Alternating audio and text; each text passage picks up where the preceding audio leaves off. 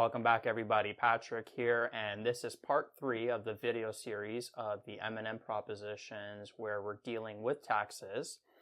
And in the last few videos, what we've concluded is that the value of a levered firm is the value of an unlevered firm plus the present value of the interest tax shield. That was the main conclusion, and this was M&M proposition 1. And this is with taxes. So basically, the more debt you take on, the higher the firm value because you get that interest tax shield. Now, in the last video, I also mentioned that the value of a firm,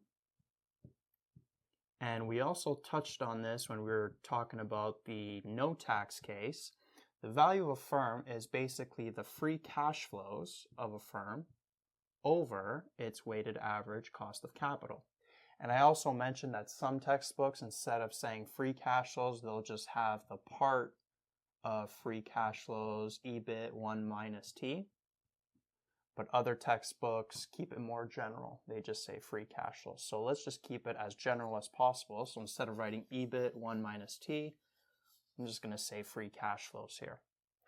So value of a firm is the free cash flow that its assets produce over its weighted average cost of capital. And this here assumes that the free cash flows are constant forever, because this is a perpetuity, if you notice.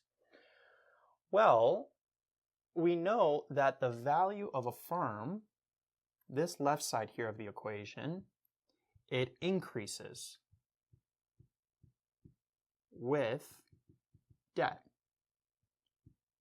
So the more debt you take on, the higher this interest tax shield is going to be, and then the higher the value of that levered firm is going to be. Now, what about this side of the equation? Well, if you notice, the free cash flows of a firm, they're always constant, right? Because the free cash flows are produced by the assets. So if we look at the balance sheet, the free cash flows are always produced by the assets of the firm. And so even if you're changing the capital structure, the assets are not really changing. You're getting more interest tax shields, so you're paying less taxes, so you have more cash. But as far as those long-term assets are concerned, they're still producing that same free cash flow for you. So if this portion of the equation increases with debt, and if you take on more debt, the free cash flows stay constant. So what does that mean in terms of the weighted average cost of capital? Well, in order for all of this to equal, the weighted average cost of capital has to decrease with more debt.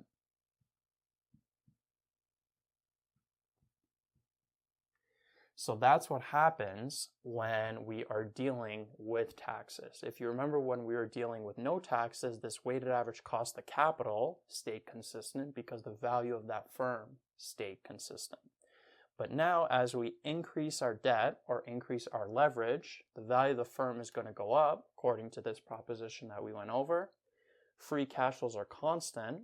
So that means that the weighted average cost of capital, the denominator of this side, has to go down. Because if the denominator goes down, then this whole side is going to go up along with this side.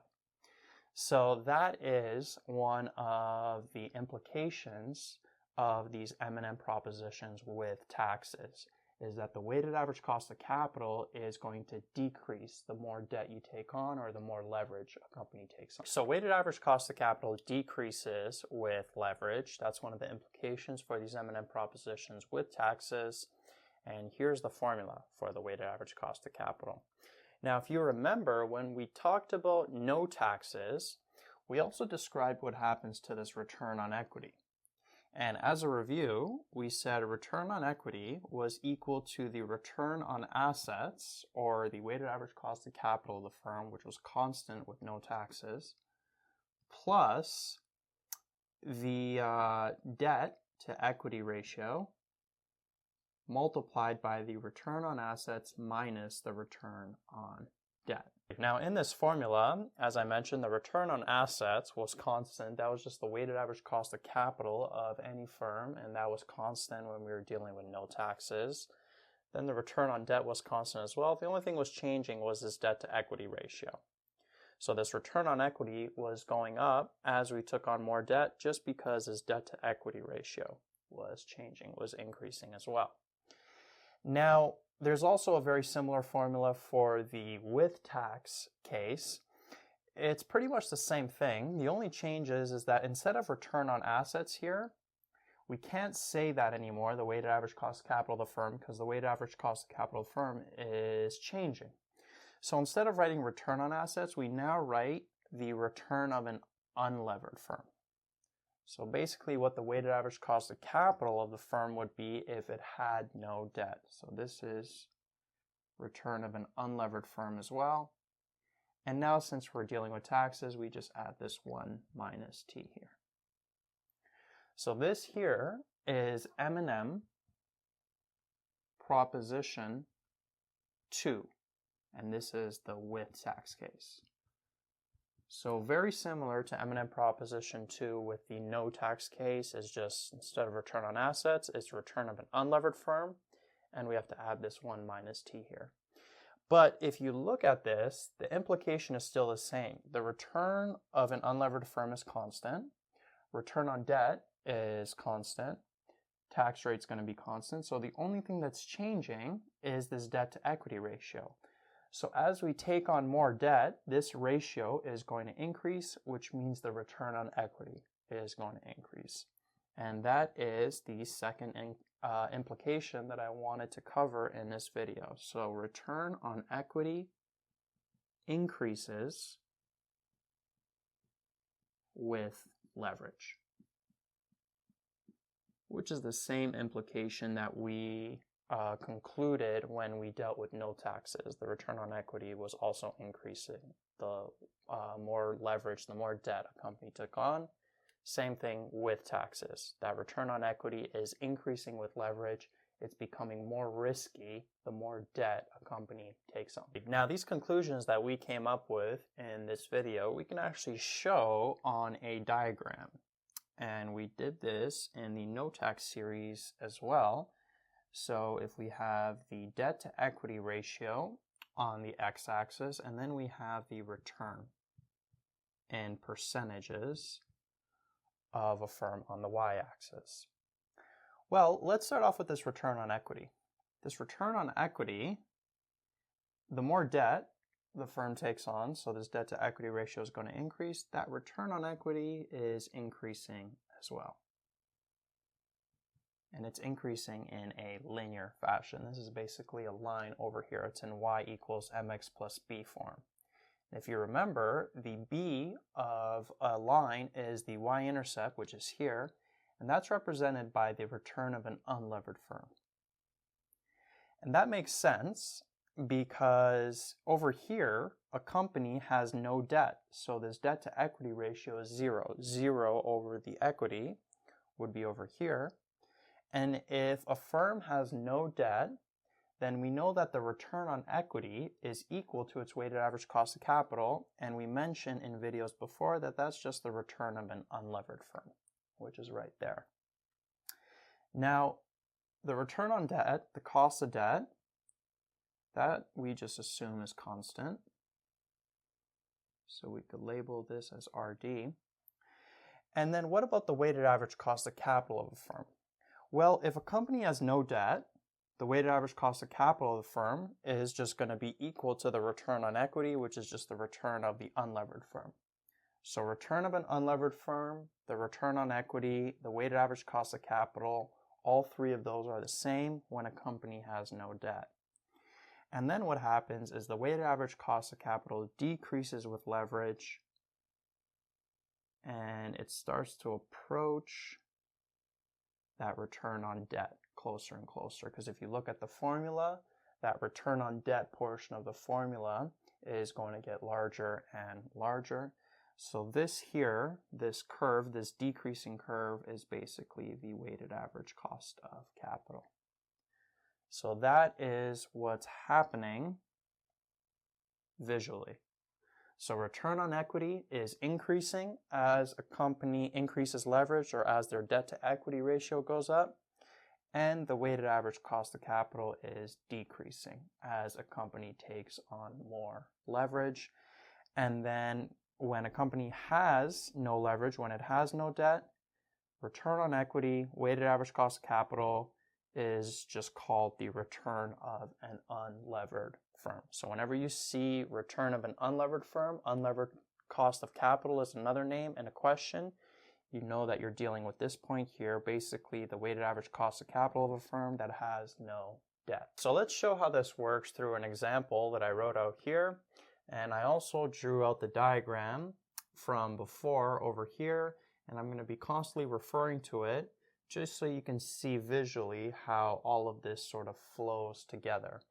So we have a firm and they have free cash flows of 20 million with an unlevered cost of capital of 10%, permanent debt of 50 million, cost of debt of 8%, and a tax rate of 40%. What is the weighted average cost of capital of this firm? So right away we know that this firm is levered because they have debt of 50 million. However, notice that we're given the unlevered cost of capital. So what that means is that we're given this RU over here, which is 10%. So instead of writing RU, I'm just going to write 10%. And that's basically the weighted average cost of capital of this levered firm if they were unlevered. So if they didn't have this debt of 50 million and they were just composed all equity, that's what their weighted average cost of capital would be. So step one, I say we find what's the value of that unlevered firm if they didn't have any debt. And we know the value of any firm is what? It's just the free cash flows over that firm's weighted average cost of capital. Well, the free cash flows, we know that's 20 million. That's going to be constant no matter what the capital structure of the firm is. As I mentioned before, that's just going to be a constant number, the free cash flows. And then the weighted average cost of capital of an unlevered firm is just that return or that unlevered cost of capital, that 10%. So this here would be 0.1. And when you do this in your calculator, you get 200 million. That's the value of an unlevered firm. So if this firm was unlevered, its balance sheet would be assets and equity. There would be no debt. Its assets and its equity would be equal, and they would both be equal to 200 million. That's if this firm was unlevered. However, we know that this firm is levered. So how would its balance sheet look then? Well, we found out what the value of an unlevered firm is, and since we're dealing with taxes, notice we're given a tax rate here, we know that the value of a levered firm is basically the value of an unlevered firm plus the present value of the interest tax shield.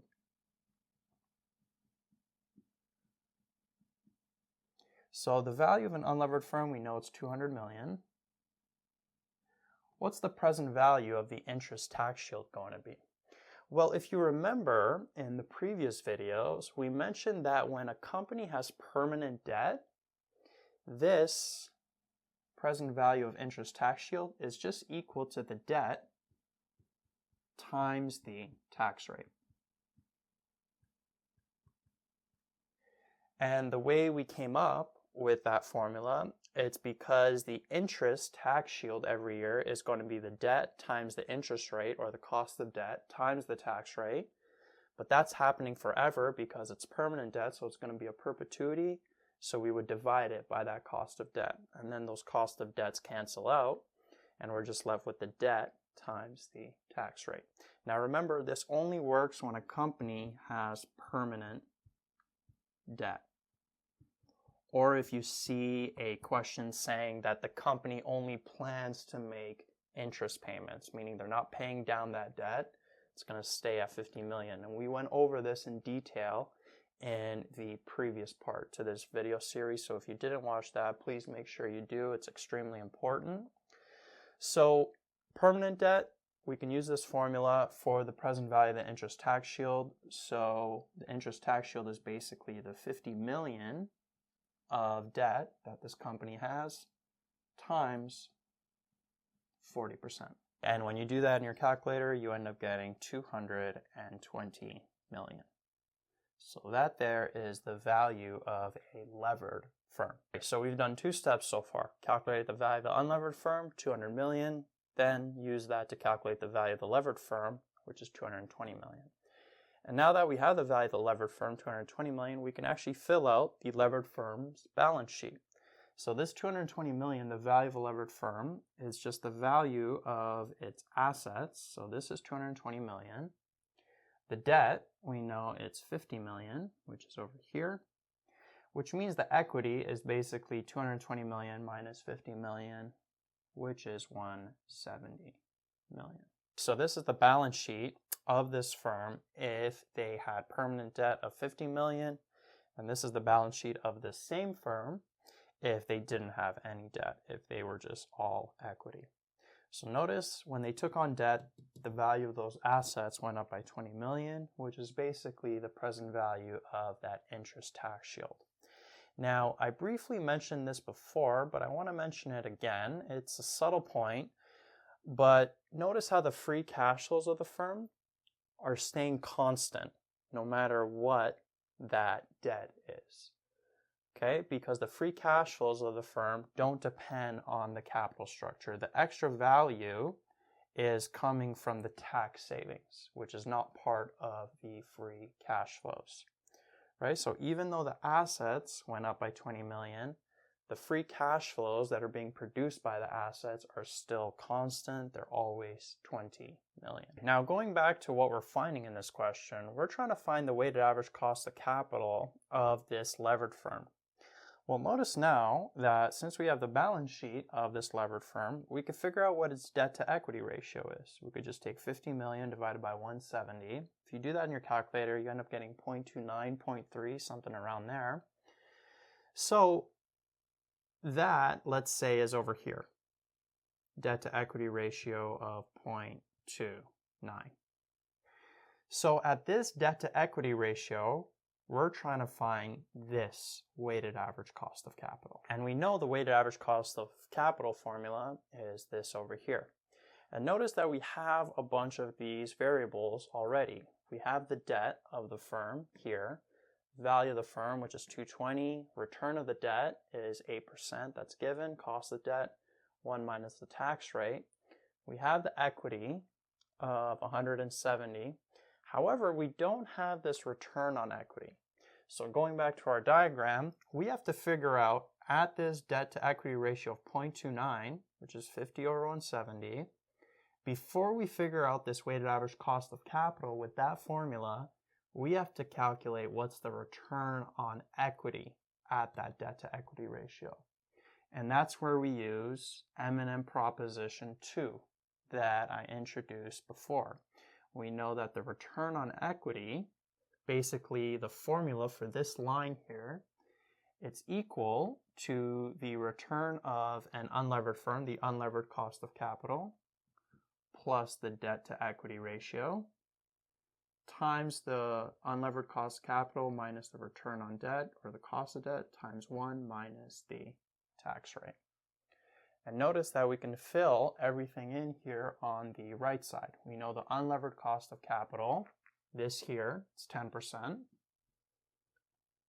The debt of the firm is 50 million over 170 million, the equity. And then here in this bracket, we would have the unlevered cost of capital 10 minus the return on debt, or the cost of debt, of 8 times 1 minus 0.4, the tax rate. And when you do that in your calculator, you end up getting 10.35294%. And I'm not going to round it too much. I kept it to 5 decimal places, and I'll explain why at the end. But this is the return on equity for this levered firm here. So this portion here it's basically 10.35. Or if you were to get the value on that y-axis, it would be 10.35. Notice that it's greater than 10%. It's greater than that unlevered cost of capital.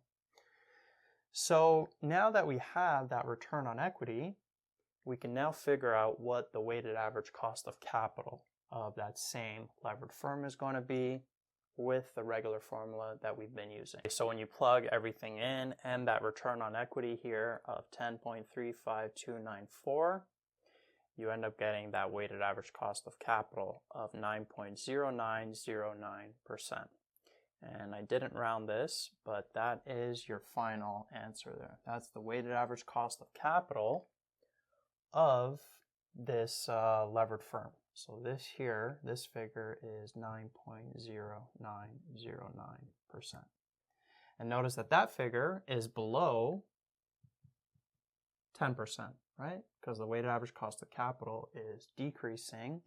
So it makes sense for it to be lower than that 10%. Now, something cool that I want to show you actually with this figure, this is actually why I didn't round too much. It's for this last step. You can use it as sort of a check. Now, if you remember, just in general, I said the value of a firm, the value of any firm is what? It's the free cash flows of the firm over its weighted average cost of capital.